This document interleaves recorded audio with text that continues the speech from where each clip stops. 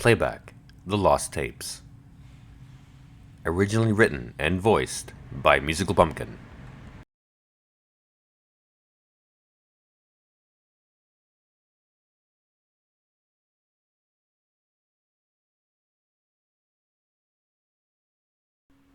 I was a comms officer aboard the SEC Stalion.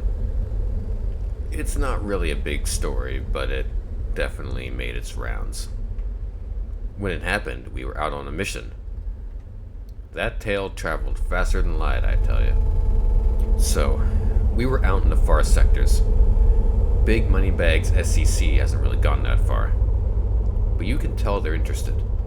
All those mining corps are counting their coin and weighing the cost.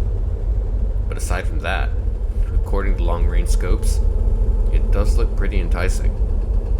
Planets that look habitable and whatnot. Good planets for a mining colony. Anyway, I digress. It was a normal shift. Everyone was minding their duties. It all took a slight bank left when I grabbed a rogue transmission over comms. It was mostly static at first, but after some adjustments, I managed a somewhat legible transmission. It started as screams. It flooded my headset and was enough to make me wince. I notified the captain and forwarded him the transmission. After he checked it, he ordered a full stop. He then asked me where it may have originated from. I didn't have an answer. For some reason, I couldn't track where it transmitted from. But that wasn't the strangest thing about it. Because the transmission, despite having an unknown origin, it bore our transmit tags. It didn't just come from an SEC vessel. It came from ours, the SEC Stalion. My captain appeared how I felt at the time, more than perplexed. He quietly told me to log all rogue transmissions going forward. He likely assumed it was a raider outpost, sending out clone transmit tags. It's happened before. As time went on, and a few odd ones out were logged, after my shift, I took the data slate and handed it off to the captain. I then retired to my quarters. But that calm sleep would not last. I was jolted awake by the ship shaking, alarms blaring, and my radio going nuts. We had a small piece of space rock ram our hull. No biggie, right? The Stallion was a big ship, just a bit smaller than a colony ship. But this rock was lucky, mostly. It punched right through the hull, into the engineering section. Nobody was hurt, but after we secured the breach, we discovered that a chunk had damaged the LE core, and it caused a fuel leak. We closed off the section and began maintenance on the core. While they were hammering away at it, the captain notified me to meet him later in his quarters. I presumed it was to go over the logs.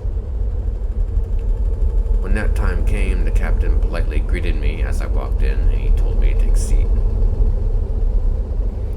He asked me to listen to the logs with him, so I hadn't listened to all of them, only the ones with the screaming and static. There were others that might have been more clear, but I handed those off before I even looked at them. Anyway, I picked one. To say I was confused was an understatement. This log, the one I had chosen to listen to, was our status message we had sent out right after the rock hit us. The captain held up his hand. He then mentioned that he had instructed our secondary comms officer to send out another status transmission. That already happened. He then pointed to the next log. I said nothing and played it. I wasn't scared, but I was more confused than anything. The next log was the most recent status transmit, but that wasn't possible. We had just sent out that transmission. How the hell were we picking it up? The room quickly filled with silence. We were still going over logs when the bridge hailed us. We were notified of the presence of an asteroid field, and it was heading right towards us. Here was the problem, glossing over the weird transmissions. Our ship was dead in the water, with the core punctured and the leak we couldn't move. Albeit, the leak wasn't really the issue. That was easily secured. The problem was the core. We couldn't turn it on with that hole in it. We had to fix it. And it would be running close to when we were supposed to be hit by that field. The maintenance crew immediately went to work. I went and manned my comm station. Just in case you're wondering, we originally planned an idle repair plan. We'd be still in the meantime, but we didn't account for the asteroids. We cut it super close, but we fixed the core and made it safely out of the field's way. But we did catch a leading rock that clipped our comms tower. That meant we couldn't use comms, but it also meant I could get some much needed downtime. We managed to make it back to a station, and we've been here since. Turns out, there are more than a few scattered asteroid fields in Farsec. Such a funny happenstance that we weren't informed of that. Whatever, though. For the transmissions? Hell, I don't know. I try not to think about it. It gives me chills. I heard the voices of people I was stationed with on that ship. Those were our transmit tags and our voices on there.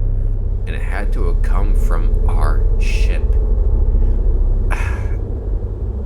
It's strange. There's no explanation for it.